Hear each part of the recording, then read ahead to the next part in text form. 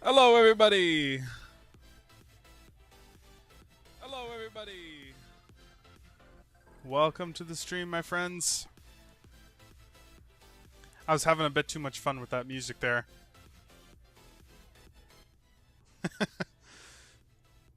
We are back, ladies and gentlemen, with another exciting flight today. We're going to be going today from, if you couldn't tell by the title, Phoenix, Arizona, all the way up to Reno, Nevada. It's going to be a great time here. I hope you guys are ready. We are back in the Fenix A320 once again. I'm trying to get good with this, with landing this thing. And so far, I think I've done okay. So, quick exterior shot here so you guys can see the beauty of the Fenix.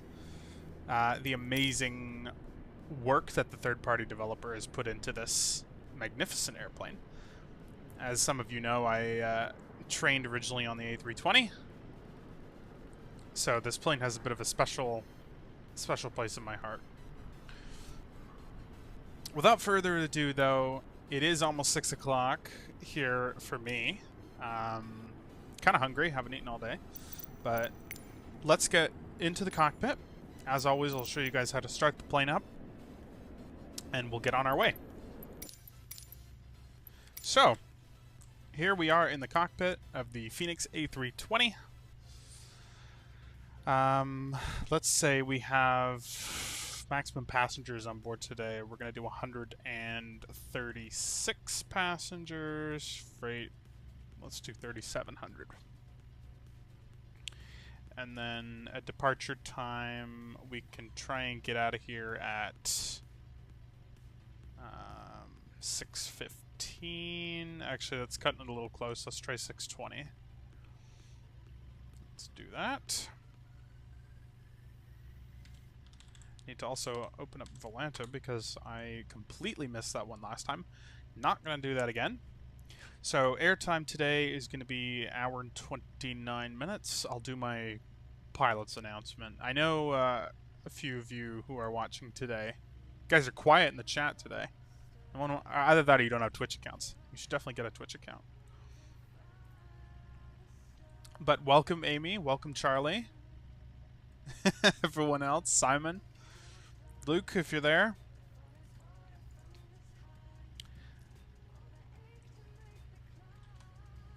Gotta check my...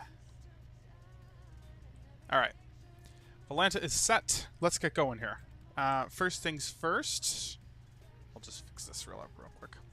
Okay. Batteries is number 1. And external power is available. Emergency exit lights go to arm. Nav lights going on. No smoking. And go on. And the IRSs will go to align. The airplane's going to come to life and do its thing. Forward cargo and aft cargo, we can get that going. Reset all.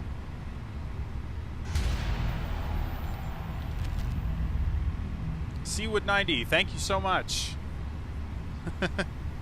Oh, hello, Amy. Thank you so much, guys. Appreciate it. This is going to be a good flight today. Airplane's going to do its thing. Let's see here. We got to initialize our flight. We're going from Phoenix to Reno. That looks good. Off block in time minus 25 minutes. So that's good. Let's load the aircraft. Let's do it in real time. And so everything is going to start loading now. The passengers will come on board in a second. Our planned fuel and our loaded fuel. And then... sorry, cargo and loaded cargo. And then planned fuel, loaded fuel. So let me check that. Block fuel is going to be 17,180 pounds. That's correct. And cargo is going to be around 8,100 or 8,200 pounds. We only expect to burn about 8,600 pounds of fuel. So we should have plenty left over. Don't anticipate any weather here. Now let's go ahead and start up the most welcome, Simon. Let's go ahead and set up the flight computer for departure here. I'm still not entirely certain that there's no option to... Oh, I don't want that. There's no option to configure your SimBrief account here. There definitely should be something. Because how else does the tablet know that you're... I mean, unless it connects directly to the tablet, but... I'm going to try really quick to do this. Config. Data link config.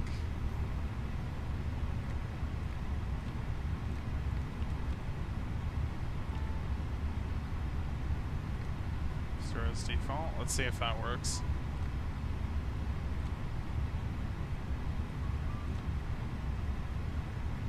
Company route. I wonder if we can get a company route. Okay. So we are going to be going from KPHX to KRNO.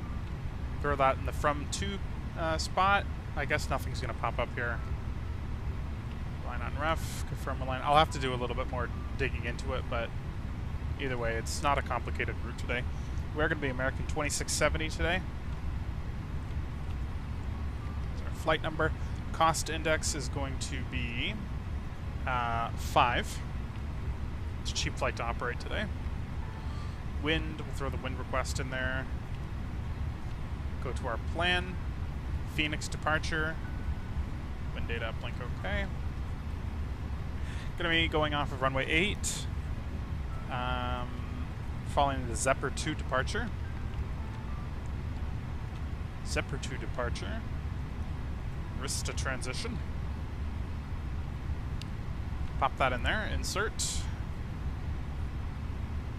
And then after Rista, we are going direct to our next waypoint, DOBEE. Traffic Beechcraft, November 268.371 miles northwest, 1,800 feet inbound to land runway 2.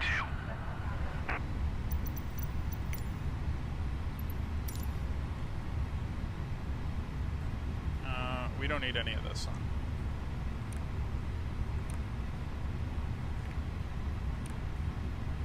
Okay. Sorry about that. After Dove, we're going direct to BTY. Bravo Tango Yankee. Then we're going to Keno, KENNO.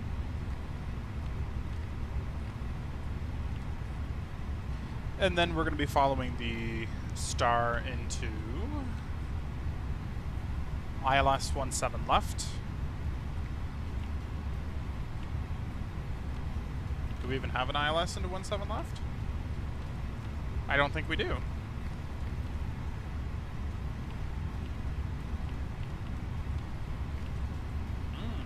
Okay. So we're doing a non-precision approach today, but that's fine.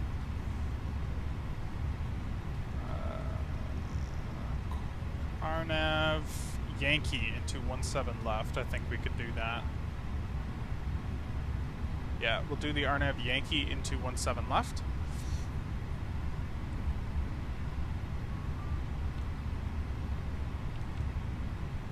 RNAV Yankee 17 left, that's what we want. Following the Scola 1 arrival.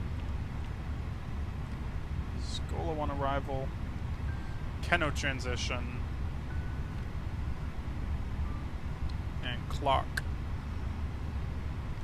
Via clock. Okay. That's what we want.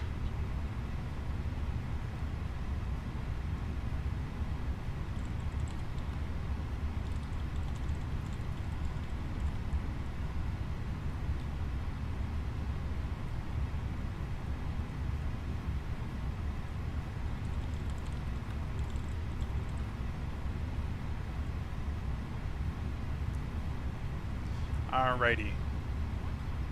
So flight plan's looking okay here. Let's go ahead and be out of here by 6:20. So IRS is aligned in 2 minutes. Company message, that's fine. Put the constraints on here just so we have a little bit more information. Good Airbus practice. Flight directors will cycle them off and on both the captain and first officer side. Here is a preliminary look at our flight plan. Cruising flight level today, I guess that would help to put that in there, is going to be 36,000. Flight level 360. Pop that in there. And we'll come to plan and just kind of have a look over that. Make sure there's no discontinuities in the route. And it looks good to me. We're going to do an interesting little turn here onto a short final. So it's going to be a neat little approach today. We're going to need good weather.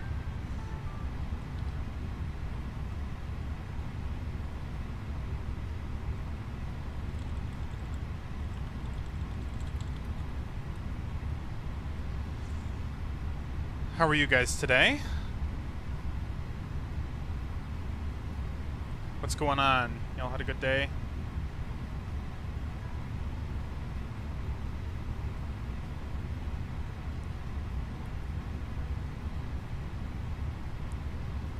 Tell me. Departure weather here in Phoenix is going to be altimeter 2975. 2975.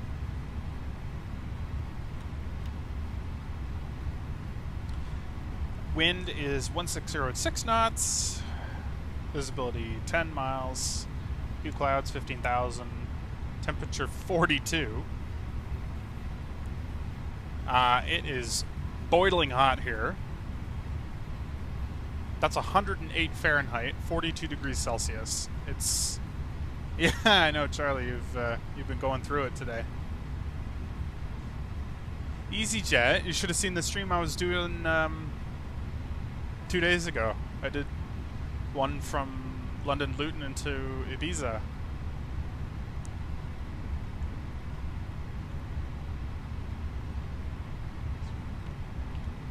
Our squawk code today is 1647. Oops. Just switch that to auto.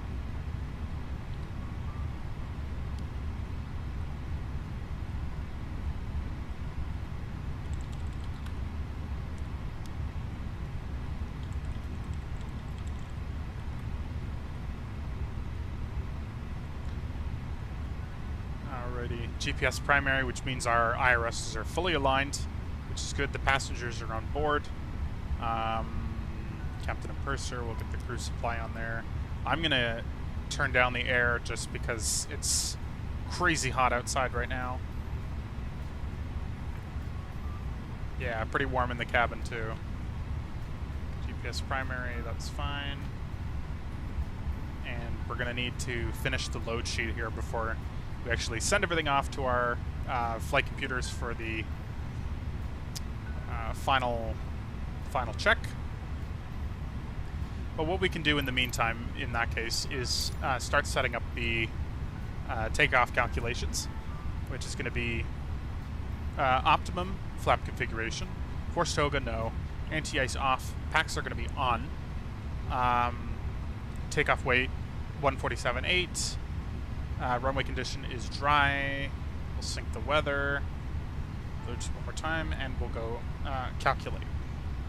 Now, if we're doing an intersection departure as well, that's another thing we can take into consideration. Or if we're going to be using the full length.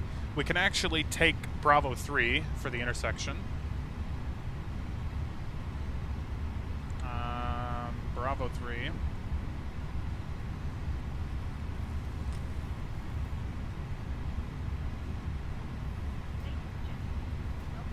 Let's say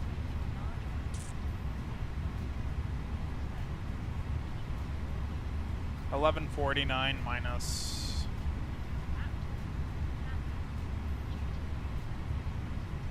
probably about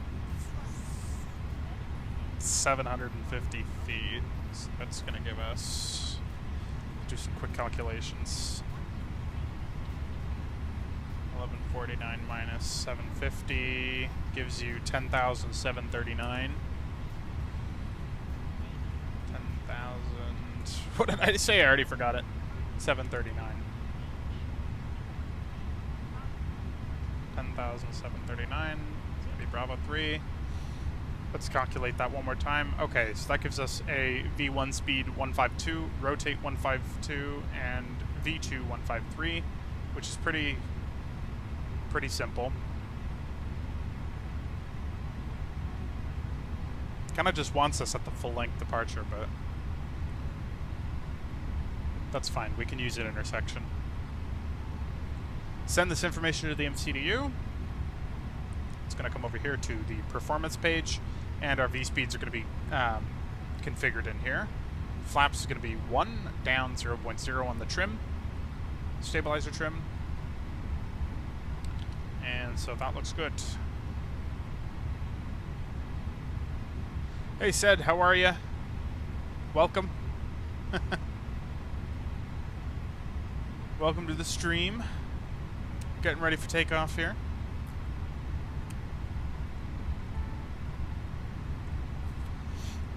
It's really hot in this cockpit here. I wonder if we can get some air conditioning on the ground. I'm not sure what the PCA is, but I don't want to touch it because I know I've done that in the past and it's kind of screwed with things, so I don't really want to click something and then not have it work. I'm glad you're here.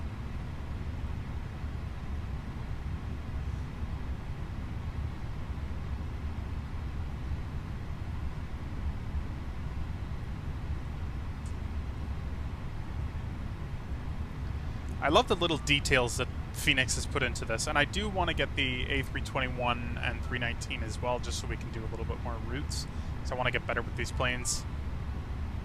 In Microsoft Flight Simulator, I'm pretty good with them in X-Plane, but it feels a little bit different in Microsoft Flight Sim. So, and plus, that's more opportunity for us to stream more routes to fly. Oops, don't want that. It's just a standby compass anyway, so. Okay, other than waiting for the passengers and the final load sheet here, which is going to be once, well, everybody's almost done.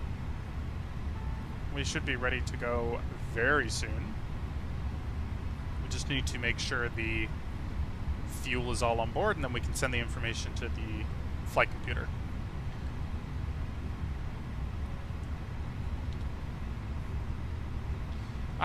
Not a pilot in real life. I'm just an enthusiast.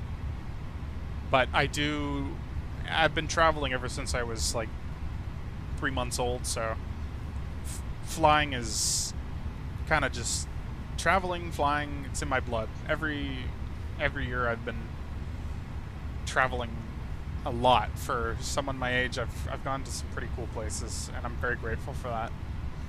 So, and then it's interesting because the first time I heard about the flight simulator, my dad used to have one back way long time ago, like late 90s kind of thing. And he was trying to learn it. So I'm just setting the initial climb out altitude here to 8,000. He could never figure out how to do it. And then I bought X-Plane 10. I bought X-Plane 10 and figured at one point, I'm actually going to learn how to do this at some point. And thankfully YouTube and stuff was a thing back then. So self-taught, I will admit, but I try to follow everything, listen to as many real pilots, meet as many real pilots as I can whenever I'm out traveling, and just learn about procedure, operations, just absorb as much knowledge as I can about this industry because I just love it. It's kind of a passion of mine. I don't want to turn it into a job though, because it is a rough schedule, especially when you're starting out, and you're away from home a lot. And I tend to think that whenever you turn something into a job, most of the time it becomes a little bit less enjoyable. Whereas if I keep it as a hobby, I'll always love what I'm doing, and I can do it completely on my own schedule, which is great. And I get to share it with you guys, so that's even more fun to me. And I wish I had started doing this a while ago, quite frankly. Okay. Boarding is complete. The information is sent to the flight computer here. We'll just check. Zero fuel weight and zero fuel weight center of gravity. Block fuel is good. We have all of our information popped into the FMC here. And it's given us a profile to follow, which is good. Other than that, let's just check the company messages and we can get going here.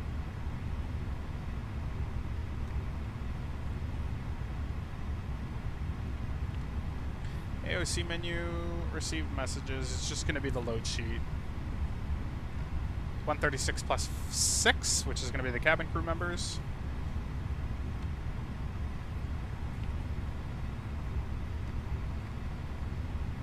Okay.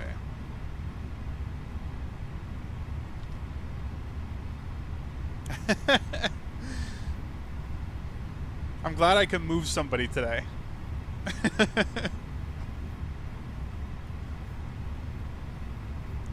This is going to be a good flight, guys. Alright, I did update better pushback here, so it should work on the first try.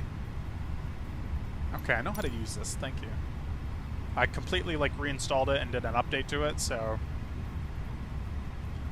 see if it works. I'm praying.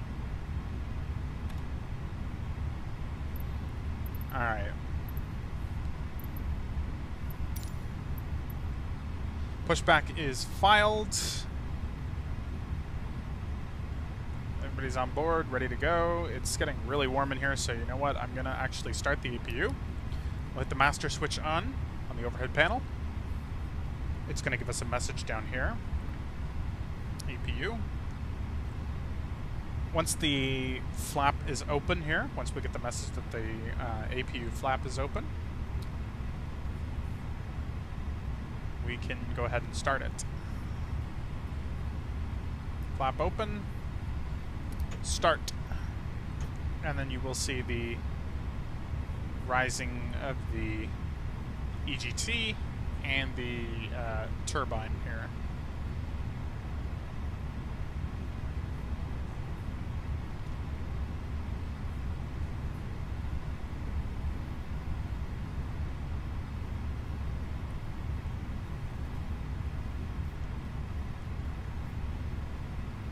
Looking good. No smoking. We can get the seatbelts on now.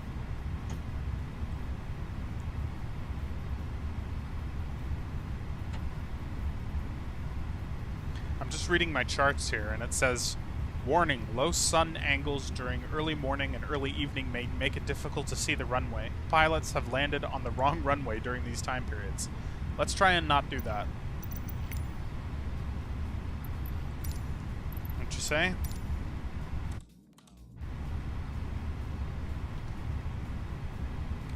Alright, APU is running. We'll go up here and get the APU bleed on. Can't really see it well, but APU bleed, that'll get our air conditioning going. I'm going to crank down the air in the cockpit here because it's fucking hot. Almost 100 degrees in here. Alright, we'll close the door. And we'll call for the push in a minute. You can leave 5 minutes early, who cares?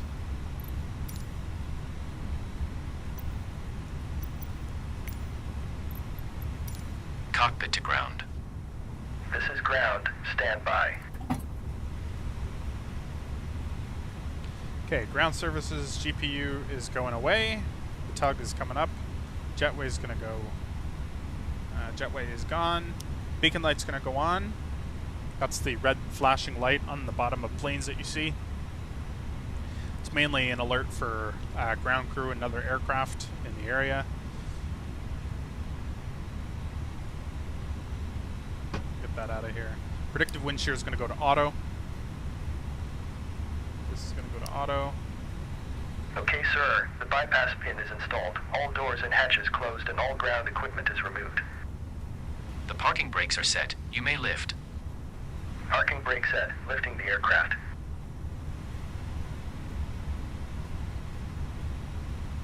Okay, I'm going to turn this down just We a are little cleared bit. for start and push. Okay, cleared for push start. Please release parking brake. All right, folks. Are we ready to go?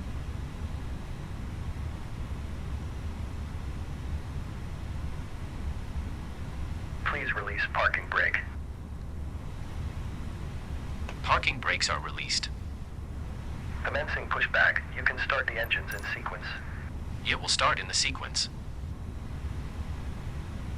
All right, here we go.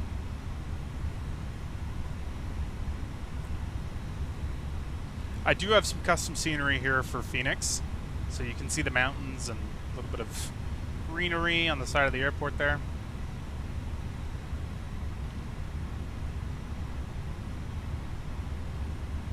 As we push back from the gate here, ground crew. Oh, looks like you guys didn't get your bags on board in time. No one's getting their bags when they get to Reno. Okay. Engine start, ignition, engine number 1. Engine number 1 start selector is here. You hear the packs go off, and the bleed air will pump air into the starter. There's an SAS plane over there. And you will hear the Okay, engine pushback start. completed. Please set your parking brake. Park brakes on. Parking brakes set. Parking brake set. Lowering aircraft. Can you hear those engines? Ground. Startup is complete. You may disconnect. Roger. Good engine start. Cleared to disconnect. See you at the side. Have a good flight. Holding position waiting for the visual. Thank you and goodbye. Okay. Perfect. Ground crew's gonna head off.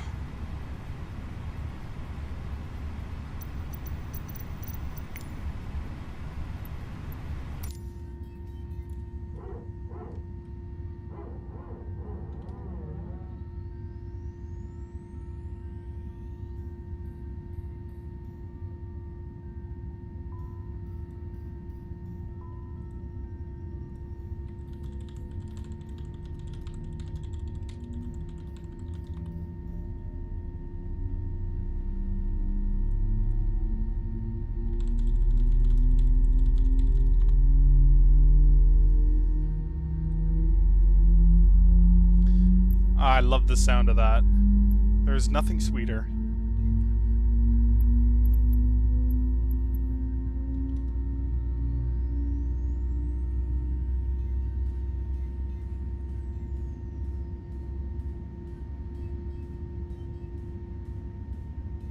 All right. Oh, I'm a silly goose. I didn't put the fuel pumps on. There we go. That's why I was thinking, am I hearing the Airbus, like, caution chime in the back of my headset, but that was me.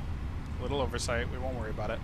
Okay, after start checklists, we will arm the speed brakes. Flaps going to position 1. Auto brake RTO. APU bleed off and APU master off. Engine start selector goes to normal. Flaps are in position. Flight controls. Full left. Full right. Elevators. Full left rudder. Full right rudder. Alright, flight controls are free and correct, and we don't need to touch the pitch trim because it is down 0.0. So it's already at 0.0 right now. Okay, nose light is going to go to taxi, runway turnoff lights goes to on, APU is off. Alright, my friends, let's get taxiing here.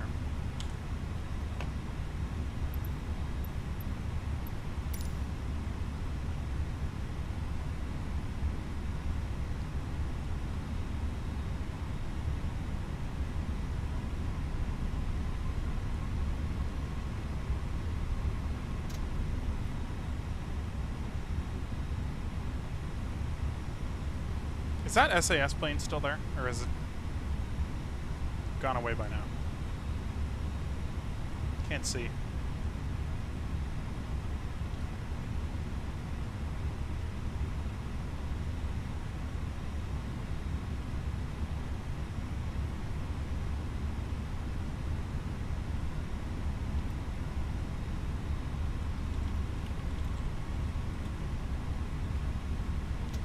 Okay, let's hop on taxiway Bravo here.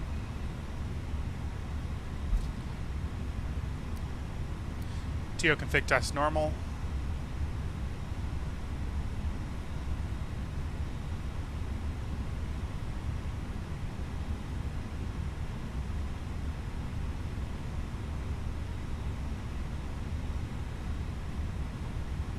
Just want to make sure all that data is up to date.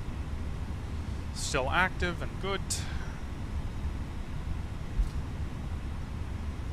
I have a hard time keeping this thing on the center line, honestly. Kind of makes me grumpy.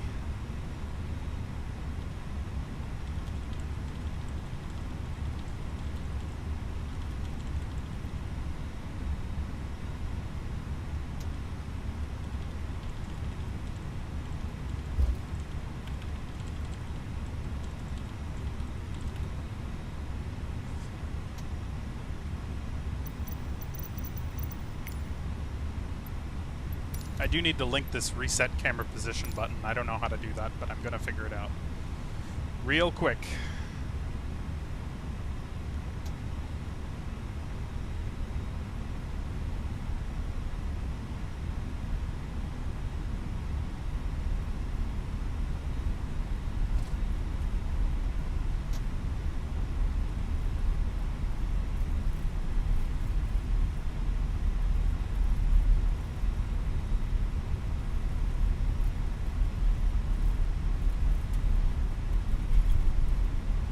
I just love the sounds on this airplane. It just sounds so good.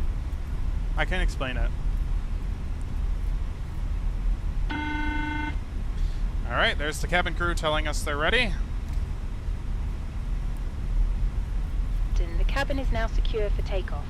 Thank you.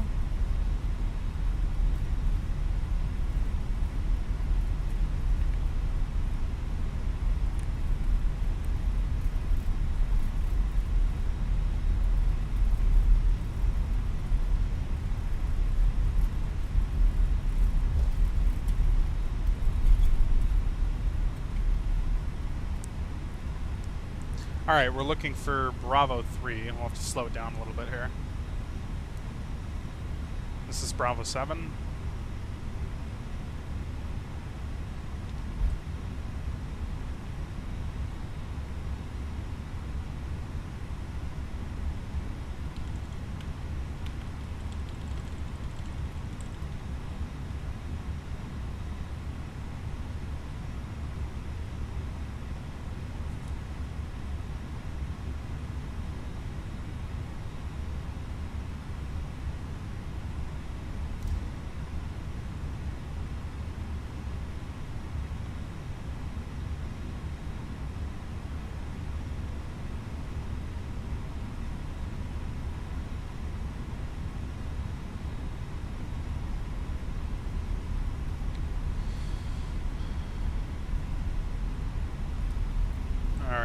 Sorry about that, just replying to some messages.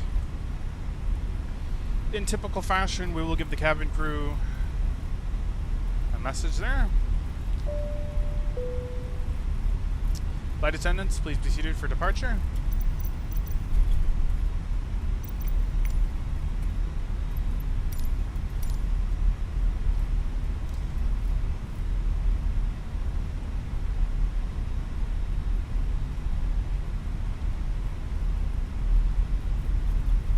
Alright, folks. Ready for takeoff?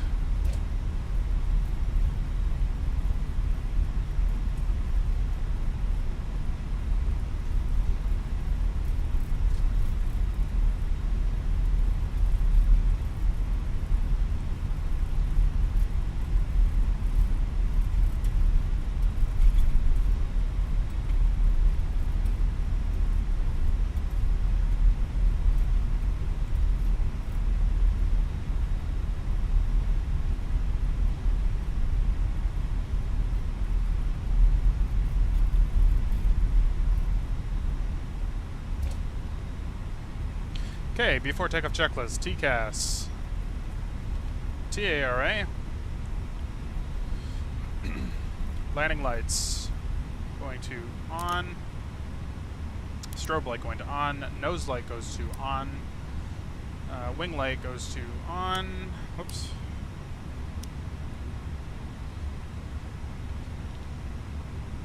Alright folks, we are ready.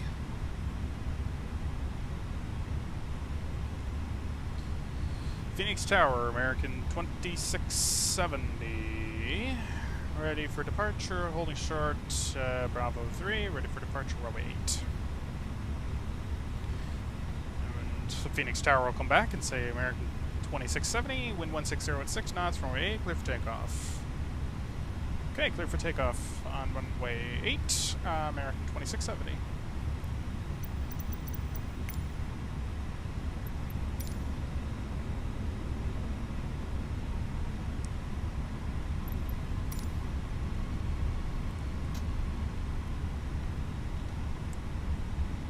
Alrighty, let's go.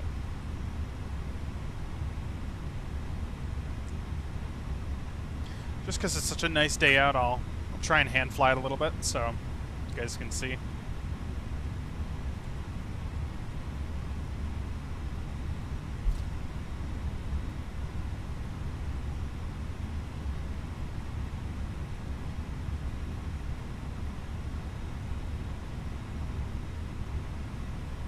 Alright, let's get going. Start the clock, chrono.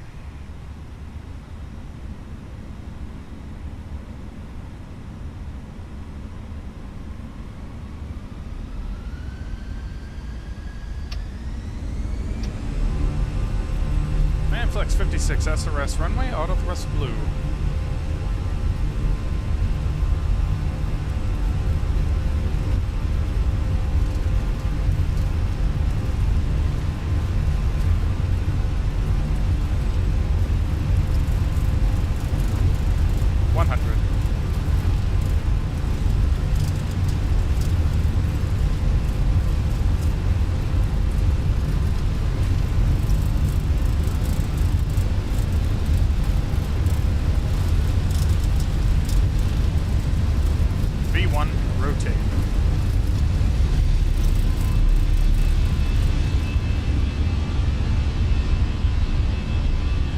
Positive brake, you're up.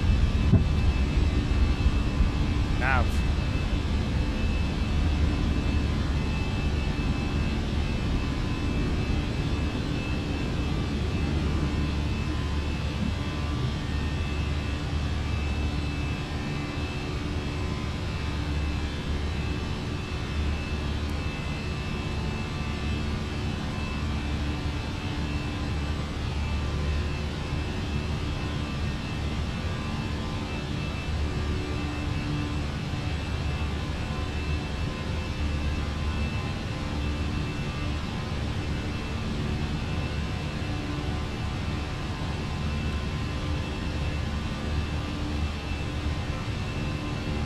Okay, we'll pitch for speed.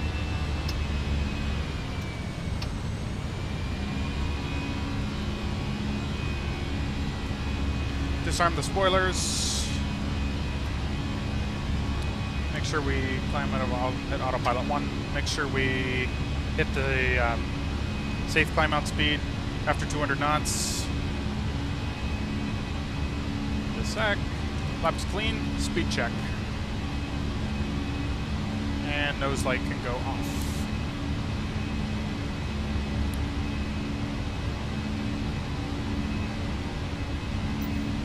And how nice was that takeoff, folks?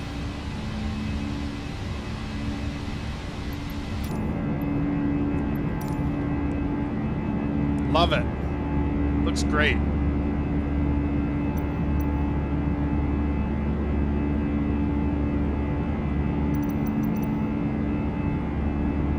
So we're climbing up to 8,000 feet now. That's our initial top altitude that we're cleared to fly to before we need clearance.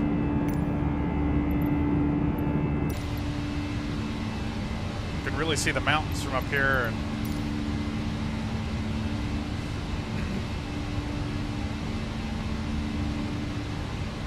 it's really a beautiful scenery up here.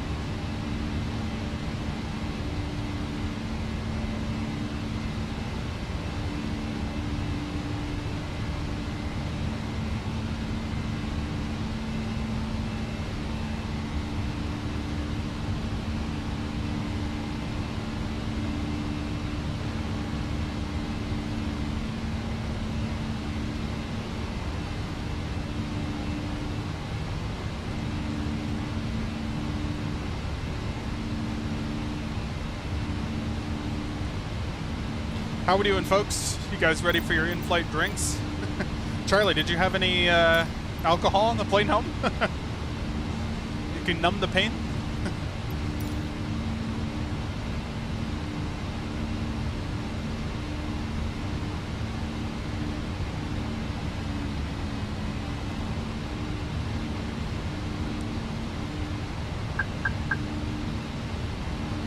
Oh no!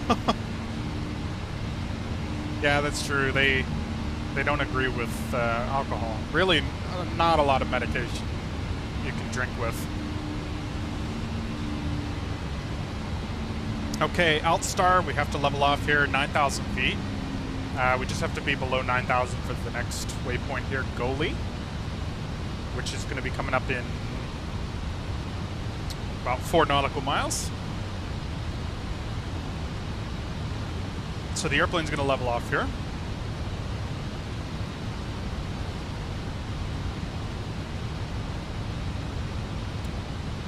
Could change the range a little bit so we can see more of our flight plan.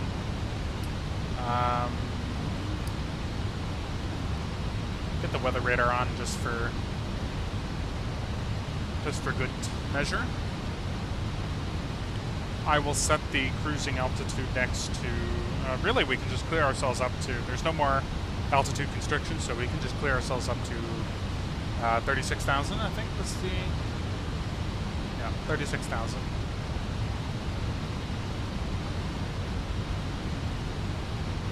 Now in real life there's going to be like a pile of constrictions that you have to follow, clearances that you have to receive. In this case, I'm not flying online, I'm just flying by ourselves here, so we can just kind of clear ourselves as we go. And generally speaking, if you're a real pilot and you ask a controller for a specific clearance, they're going to do their best to give it to you anyway. So 10,000 feet coming up, which is our next point where we have to check some things off the airplane. The airplane's going to pitch down just slightly with that vertical speed. It's going to come down just a little bit so we gain more airspeed here. 10,000 feet is when we are allowed to turn off our landing lights, our wing light, and legally allowed to turn off the seatbelts. That might not be procedure in every airline, by the way. Every airline has their own set of standard operating procedures that they have to follow. But for our sake, we'll just turn them off.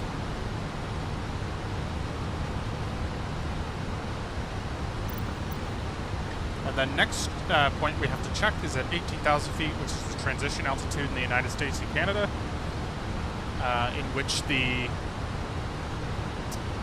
units of measurement change from inches of mercury to a standardized local pressure of 29.92 inches of mercury, or I believe it's 1012 QNH hectopascals. In the US they use inches of mercury to measure. In Europe and other places they use hectopascals.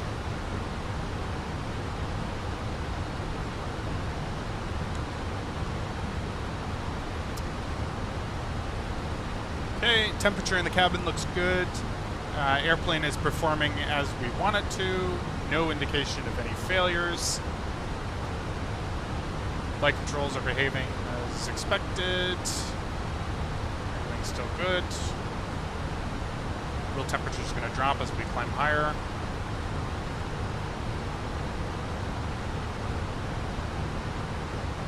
So far, so good, folks.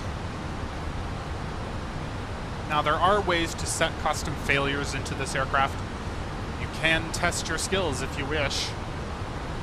I assume that's the... yeah. Now, what is this? ATA 34.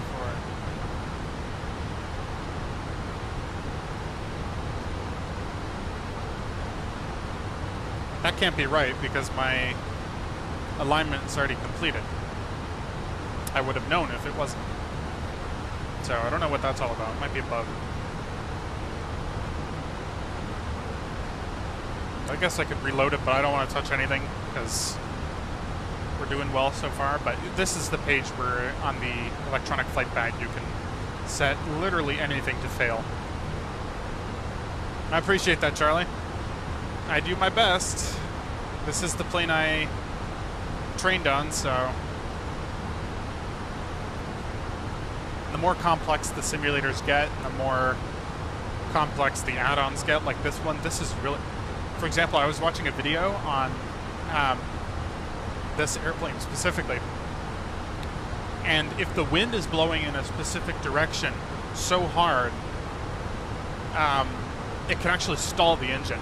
So, like, this plane is that level of detail that it reacts to the environmental changes around it. So, 18,000 feet at the moment. We're going to pull the knob here. It's going to change to standard pressure setting.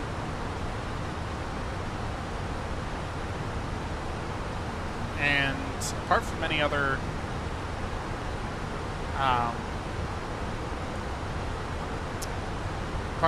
clearances, this is really the part where we can give ourselves a little bit of relaxation time.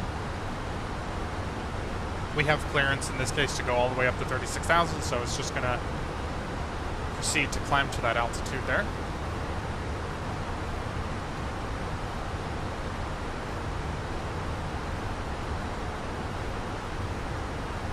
Appreciate y'all tuning in today.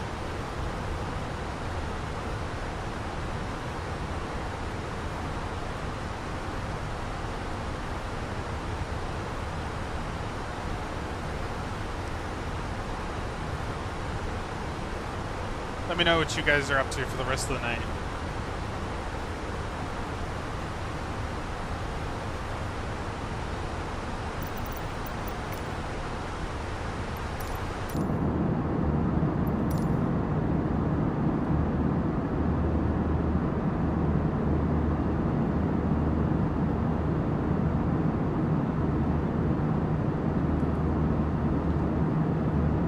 Yeah, I love those mountains. I think the Sierra Nevada mountains, not too sure. Let's see, I think I can find out.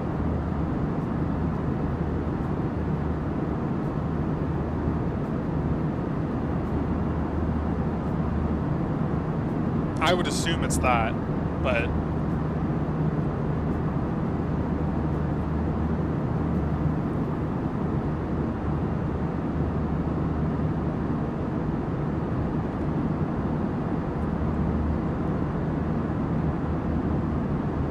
Microsoft Flight Simulator truly does an amazing job at graphics because it takes real photo imagery from Bing Maps and puts it right into the simulator. And of course, there's always upgrades you can get to that 3D imaging as well, but for the purpose, I think this does just fine, quite frankly. I don't need any more updates. It depends how much money you're willing to throw into it, too. I mean, I've spent a lot of money on this, but some people really go all out. Home cockpits, upgrades this and that.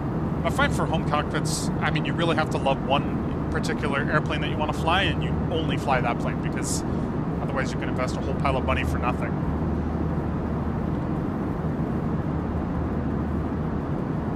Nice. Winning. Hopefully winning.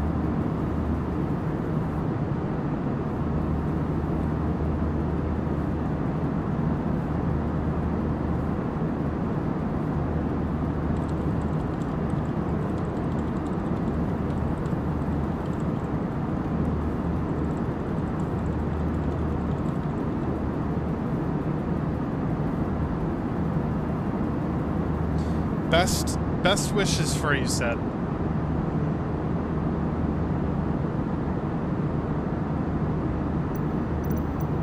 Let's jump back up to the flight deck real quick, just see what's going on.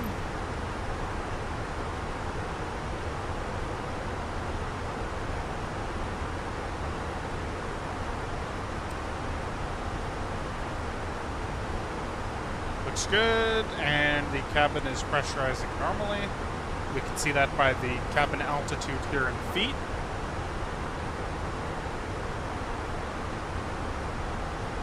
If you guys have any questions about the airplane, let me know. I'll do my best to answer. Any questions about the instruments or components or anything like that?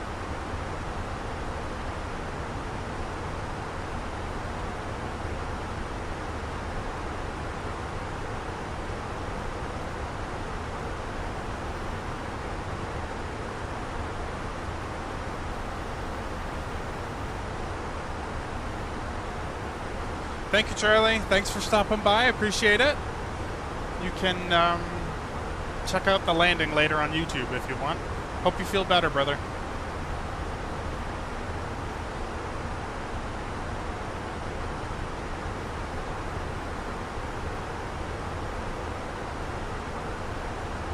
Of course, we'll see you later.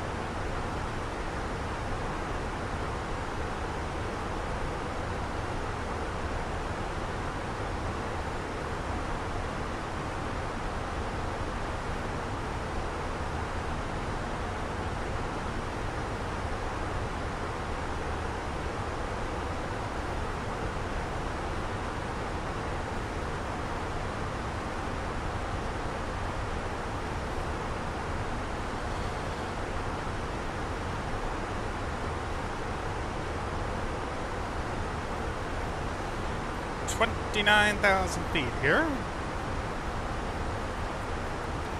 Estimated time of arrival is just over an hour.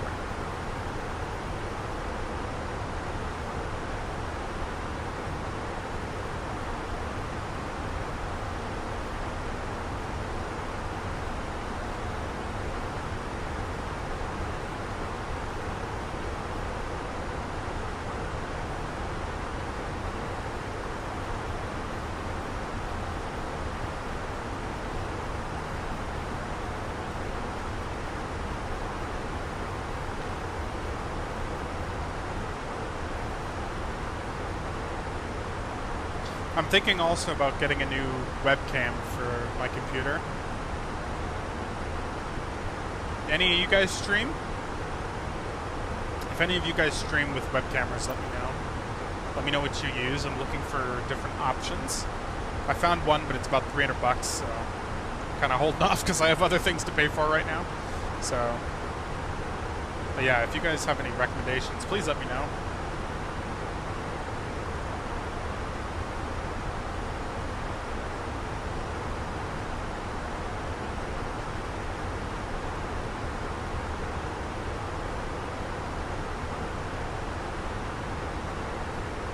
There's some really cool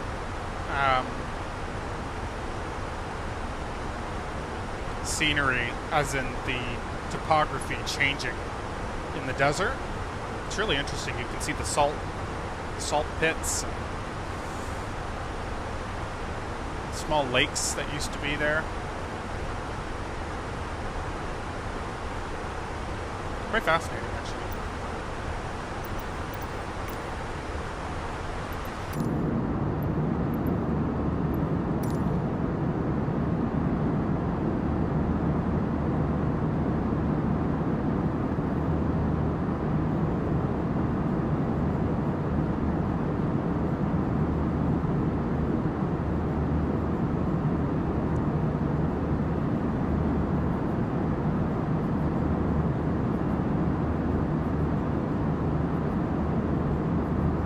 Also, if anyone streams on console, let me know, because I have a couple of questions for you, because there's... I'd be interested to ask you a couple of questions. Cuddle95, thank you very much. Thank you very much, my friend. Welcome to the stream. I appreciate that a lot. A big fan. Do I know you?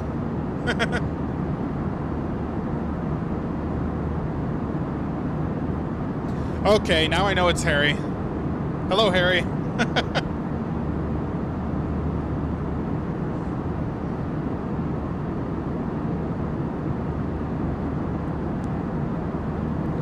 Ridiculous. Absolutely ridiculous. Well, thank you very much. I'm a big fan of you.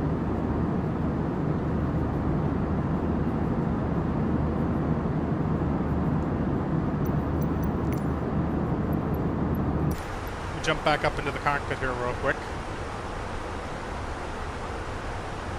For those of you who are a little bit interested in the thank you. For those of you who might be interested in, oops. Get out of here. Interested in the just because I know a lot of this is intimidating for many people. If you're not really interested in the industry at all, it's look at this and you go, wow, that's scary, all these buttons and controls. And honestly, this is a lot more streamlined than what you'd find in a cockpit from back in 1990, 1980. So really quick, the ADIRS here, ADIRS or IRS is actually known in Boeing airplanes, basically controls your navigation computer. So there's 3 computers. That's what these 3 switches are here for. I do not want to touch them because if you switch them off in flight, you cannot get them back on, which begs the question as to why they don't have a little guard cover over them, but they're kind of out of the way, so they really aren't at risk of being touched in flight. But you know me and my mouse. So anyway, ADIRS, your engine fire switches appear, so in case you have an engine fire in flight, or you need to shut down the, what happens if I crash? Microsoft Flight Simulator just gets pissy. They just say, oh no, you crashed, and nothing really happens. It's really not as exciting as you think it would be.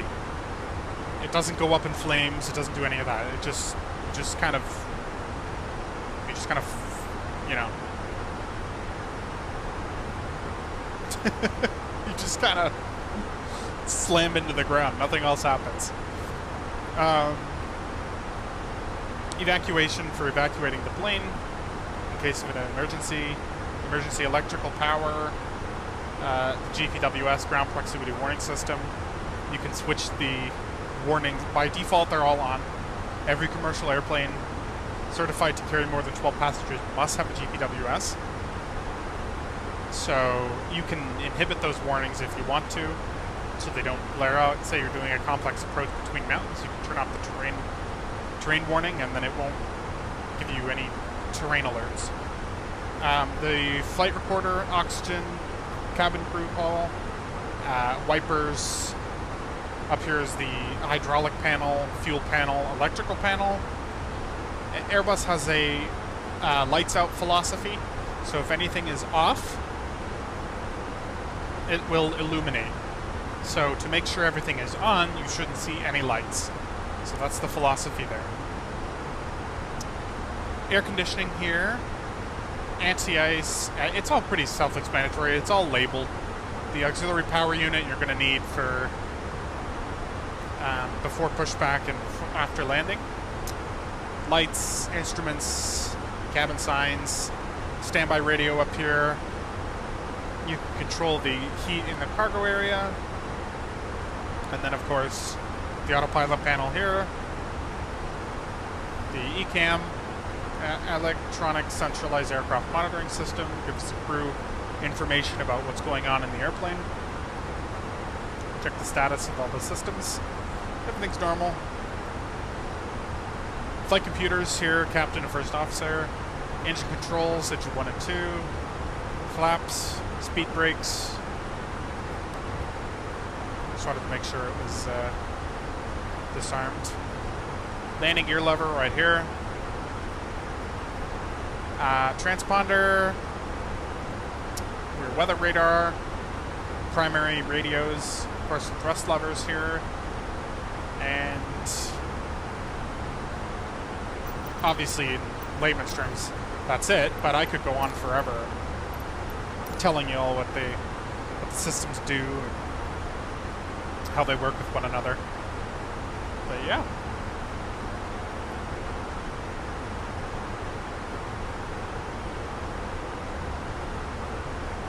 Alright folks, so what I'm going to do is let you guys enjoy the lovely scenery outside. I'm going to go ahead and check on dinner, see if there's any food, or when I could be eating.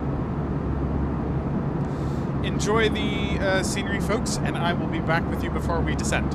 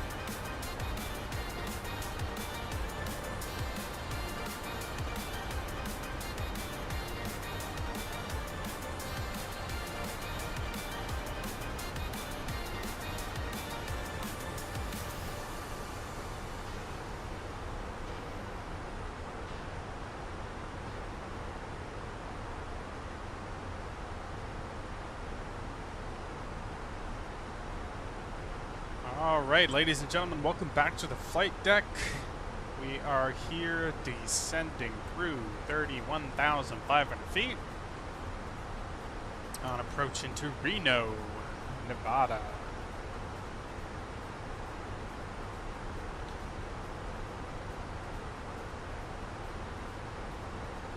Everything looks good so far. The weather is looking good, just some light wind. Clear visibility, 33 degrees Celsius. That's about 91 Fahrenheit, so it's still pretty warm. Everything looks good. We are doing a non-precision approach today, so it's going to be a little bit different than the standard ILS that we're used to.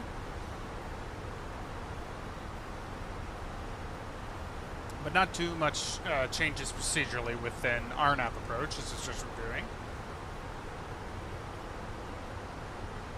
We do just have to be aware that the sea level, the altimeter measures the altitude above sea level. The barometric pressure here is 4,754, which is going to be our minimums. So this is 4,754 feet above sea level, which Reno is actually about 4,415 feet above sea level. So quite high up there.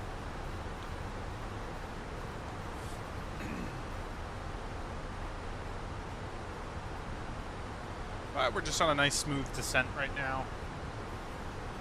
And in a minute we will clear ourselves down to 10,000 feet.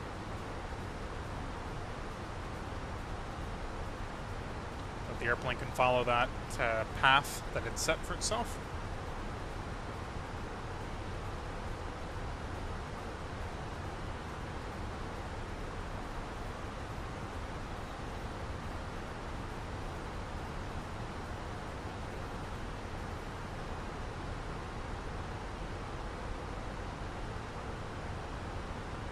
Oscar 4 tree traffic tower, November 1827 Echo, taking off runway 20 departure to the north.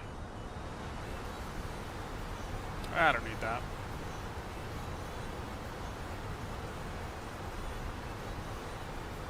Descent! And dinner's ready, so I'm hungry.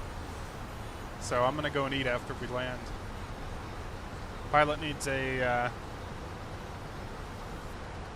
meal at the restaurant at the Reno airport.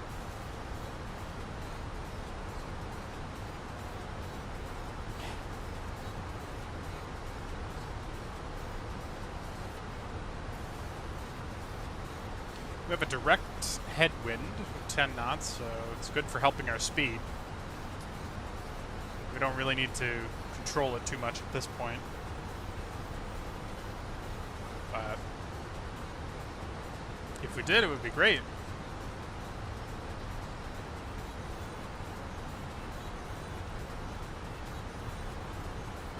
I'm going to be parking at gate Charlie 9 today. So we're going to have to figure out where that is. Exactly. Apparently I've flown into Reno 3 times before. Or more. I've done this route apparently 3 times. So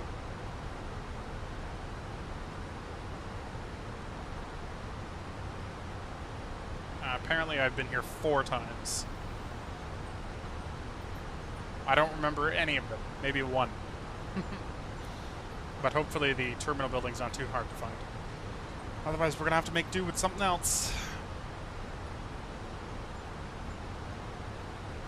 24,500 feet.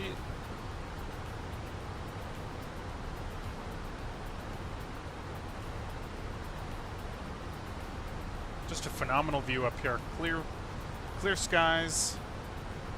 Couldn't ask for better weather.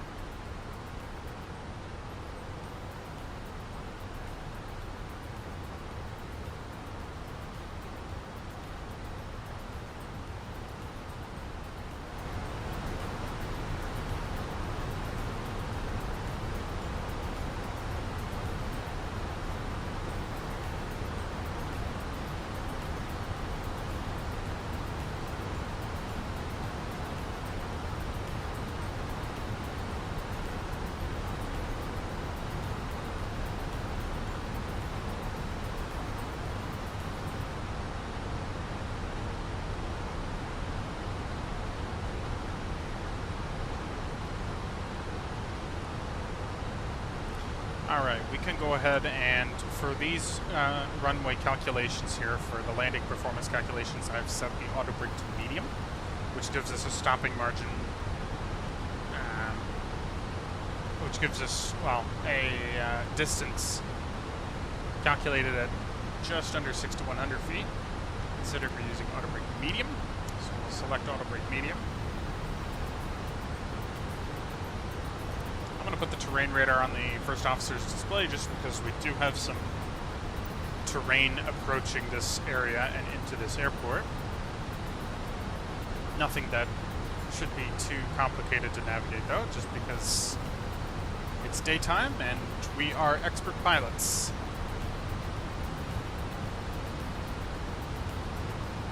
But it is worth mentioning in any approach briefing that there is some terrain around the airport. And a missed approach procedure would include avoiding terrain, so.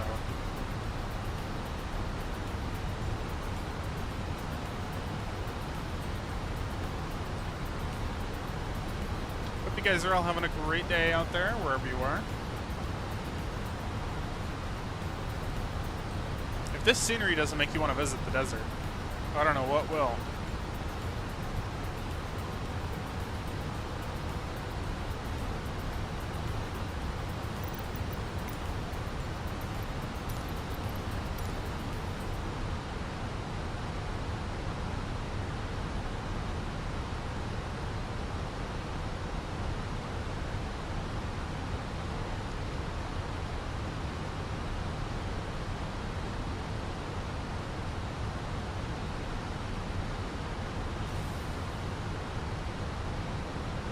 $19,500, we are getting closer here.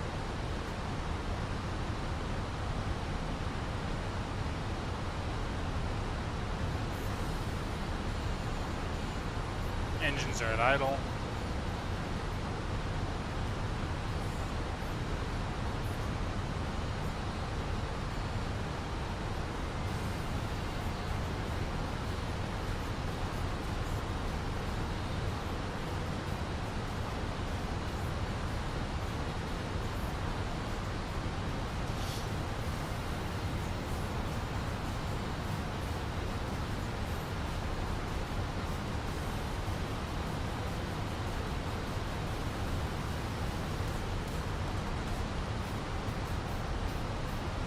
Alright, the speed has decided to, we do have a speed constriction here, so 3011 is what I have in my flight computer for the QNH. That's what I'll use here.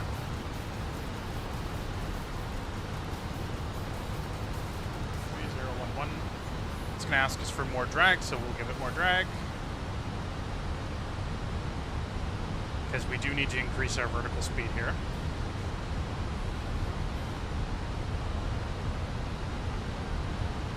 Let's get back on profile.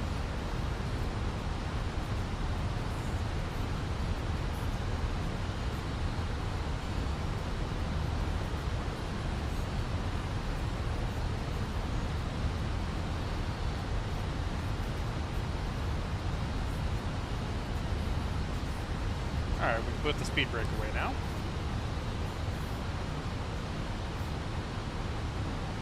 On speed, on profile, everything's looking good so far.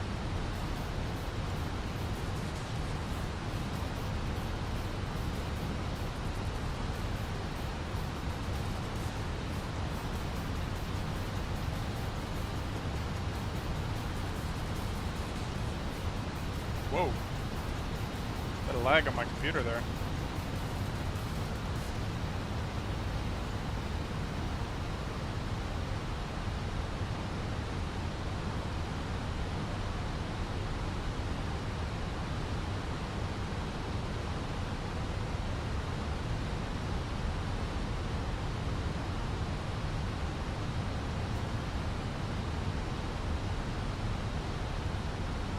Okay, just 15,000 just because we are roughly 10,000 feet above the ground. I'll get the seatbelts on, landing lights on, and wing light on.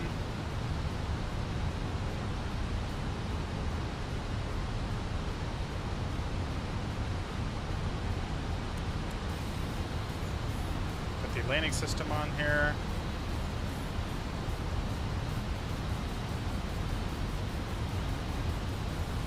And it is going to ask us to slow down even further very soon, which we will probably need the speed brake for.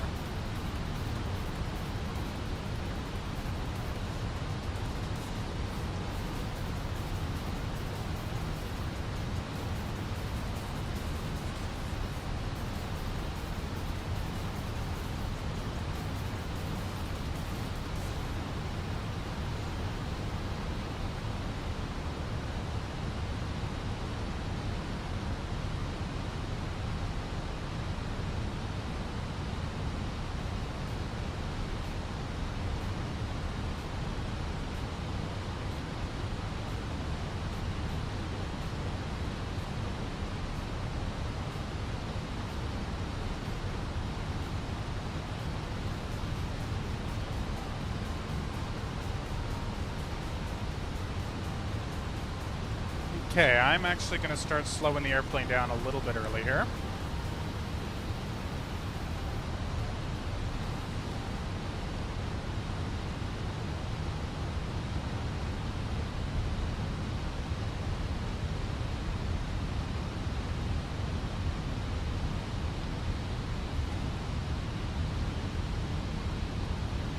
Okay, so we have armed the approach navigation.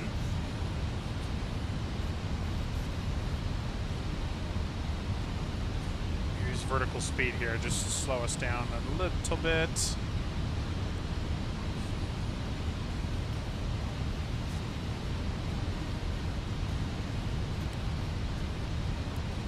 Arm the ground spoilers.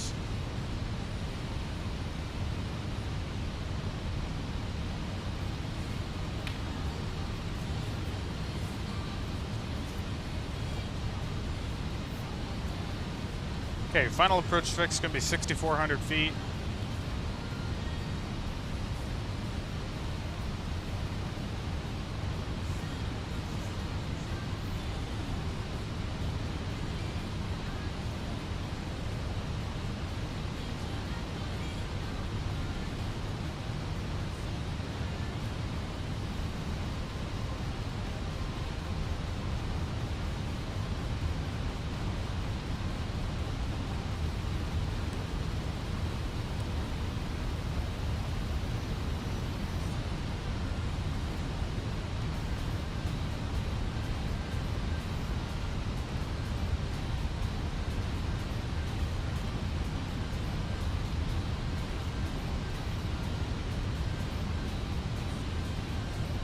Okay, let's go ahead and, as soon as it's safe, we'll go ahead and extend flaps 1.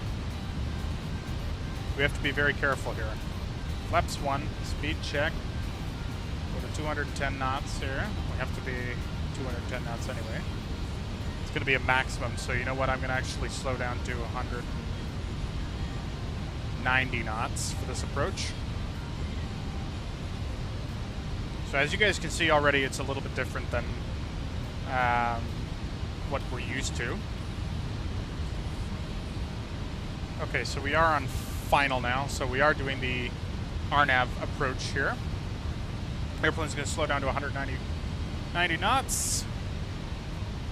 And we're going to be making a turn here. I'm going to go ahead and just set it so that it's comfortable to 180 knots.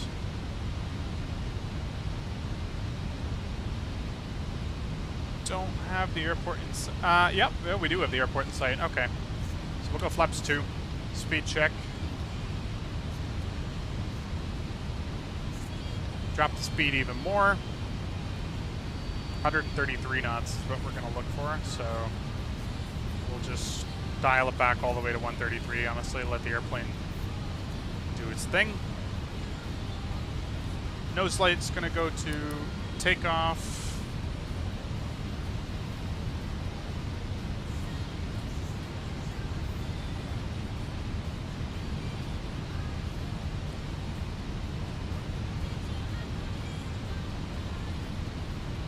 I'll confirm flaps 3. And we'll put the gear down.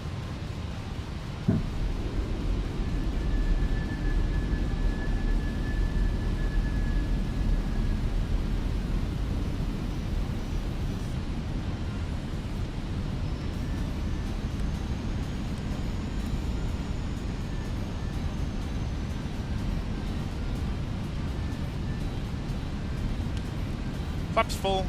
Speed check.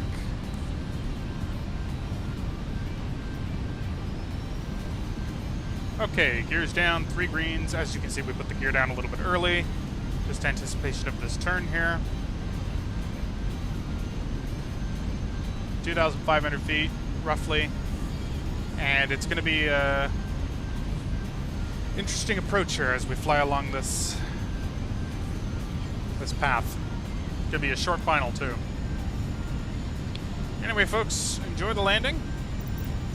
I'm going to concentrate for a little bit here.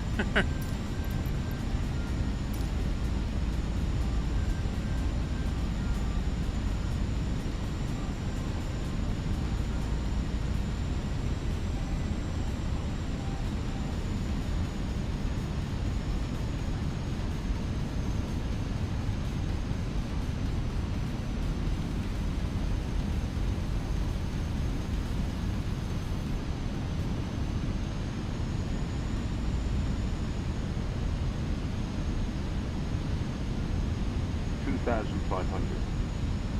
Checked. Okay, so we're coming up on 6,400 feet. It should go lower than this altitude because we've set the RNAV approach to final. So we've set the autopilot to basically the computer is going to create a glide slope beacon for us, if you will, which doesn't actually exist. 2,000. 2,000. Checked. Cabin's ready.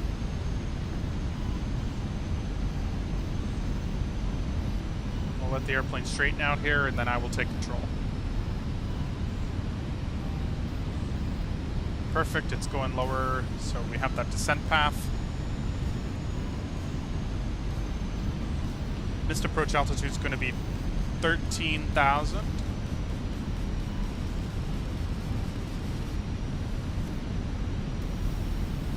But let's try and nail this, shall we?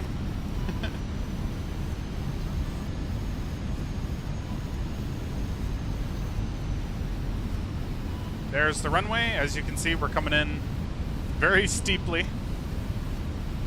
I mean, there's definitely been worse, but steep for me because I don't usually do RNAV approaches, especially like this one. It's a little bit more complicated. Golf course right below us.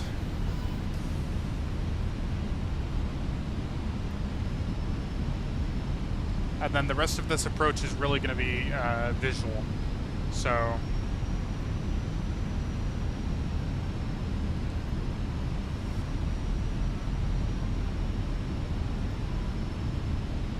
take it down a little bit further, and then we can take control around 500 feet.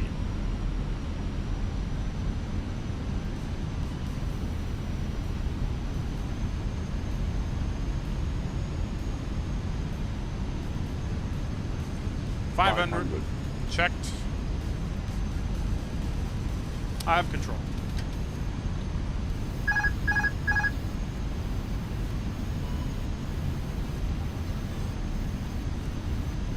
And we're just kind of eyeballing it now. 300.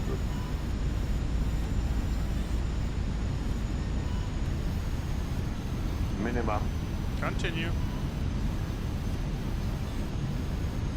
200.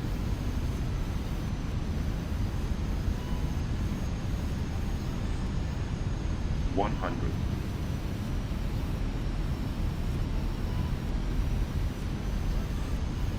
50. 40. 20. Retard.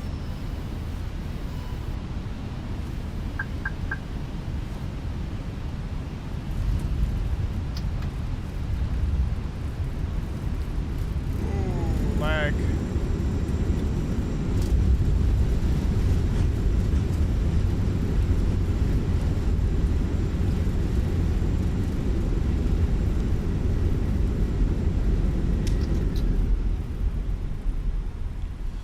Okay, and as per usual, I can't stay on the center line with these damn rudder pedals. Okay, ladies and gentlemen, welcome to Reno.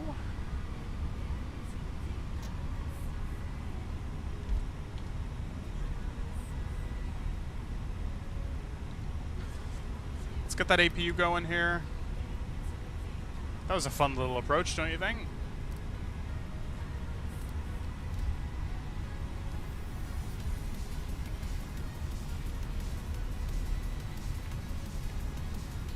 Alright, flight director's landing system can go off. Clean up the flaps here. Disarm the spoilers.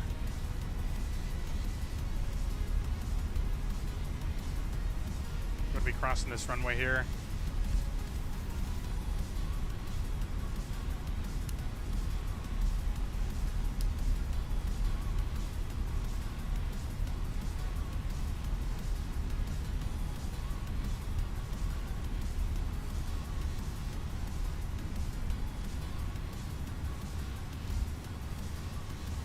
Right, and we will go on to taxiway Bravo, which is right here.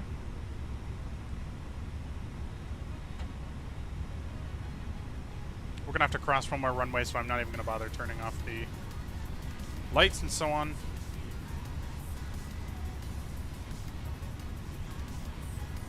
We can stop the clock though.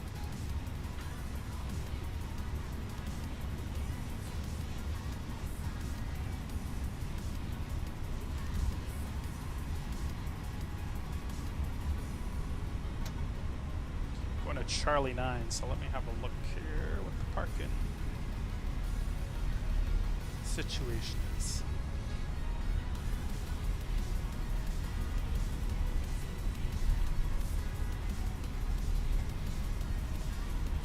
It's going to be the November pad. Excuse me.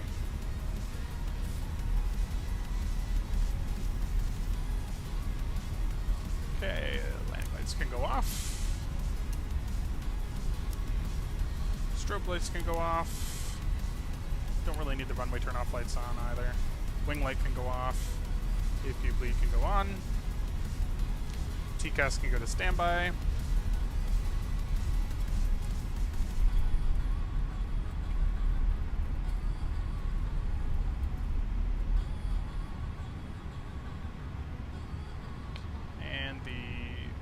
Weather radar can also go off.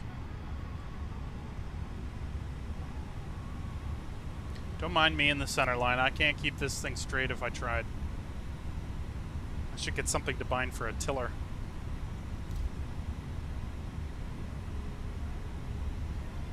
I just find it so sensitive, you know? Side stick, fine. Pitch, controls, and everything else. It's just this... the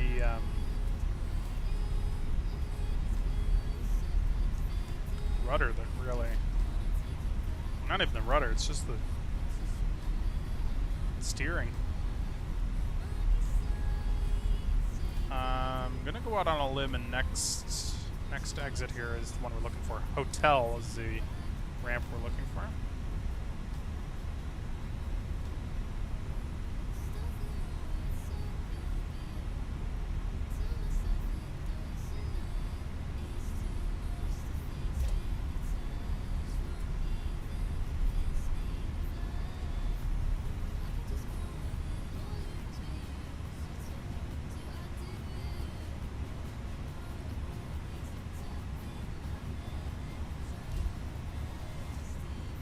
Charlie 9 is going to be this gate right here.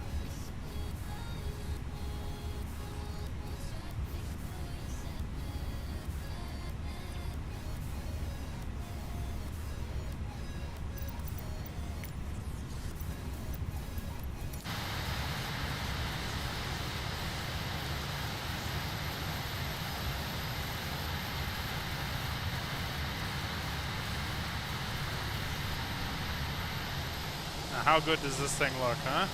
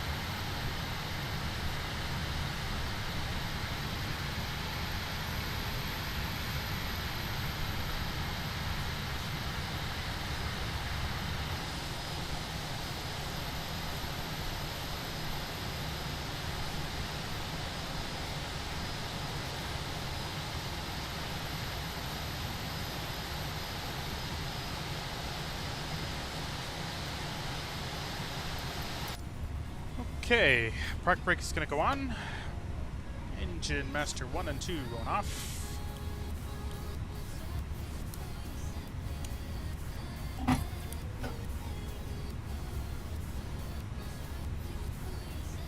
Alright, we'll start the deboarding here. Ground power unit. Jetway is going to come.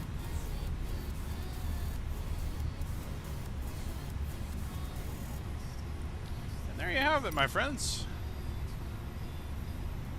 Gonna have a bath? Okay. Sounds good. I'm gonna get some food because I'm super hungry. I'm very hungry. I haven't eaten all day. Anyway, that was a fun little approach. Everybody's gonna be deboarding now. Good landing rate too, 150 feet per minute. It's right on target. I think I got the hang of the Fenix now, so this is good. Anyway, I want to thank you all so much for sticking around and sharing this flight with me. It was a fun little experience to go up to Reno again. I haven't been here in a while, so hopefully next tomorrow, or probably not tomorrow, but the day after tomorrow, probably Friday and Sunday we can do another flight. Apart from that, I'd like to thank everybody who also subscribed to the channel. It's really helpful. It's helping me get to affiliates, so grow this into a little side business to me is really awesome. And I can't do it without you guys, so thank you all so much for tuning in. And until the next flight, let me know as well if you want to see a different airplane. We can try out the 777. We can go on a longer route. We can go to... Thank you very much, Zed. We can go anywhere. Let me know. Route ideas and airplanes, and I will make it happen. Until next time, folks. Hope you all enjoy the rest of your night, and I'll see you next time.